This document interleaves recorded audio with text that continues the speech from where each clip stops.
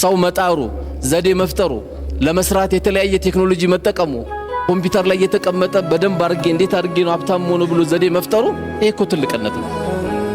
ትንሽነት እጅ መዘርጋት ነው እንጂ የምሰራው ስራ አዲስ ቴክኒክ አውጥቼ በአላህ እገዛ ትልቅ መሆን አለብኝ ሀብታም መሆን አለብኝ ቢል ችግር የለውም። ግን በአላህ እገዛ ለገንዘብማ ቃሩንም ሰጦትም የተናገረው ቆሻሻ ንግግር ነበረ።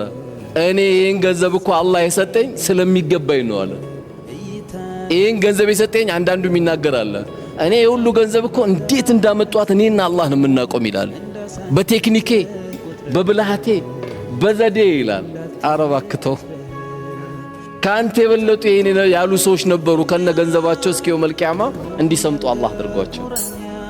በቴክኒኬ የሚባል የለም። ሁሉም ነገር ያለው ላ ሐውለ ወላ ቁወተ ኢላ ቢላህ። ብልሃትም ኃይልም ያለው በአላህ ብቻ ነው። ባንተ ቴክኒክ ቢሊየነር መሆን አትችልም። ባንተ ማስተር ደግሞ ባንተ ትልቅ መሆን ደግሞ ከወፍጭ ቤት ላትወጣ ትችላለህ። ጤፍ ተሸከም ሊልህ ይችላል። በአላህ ነው ያለው።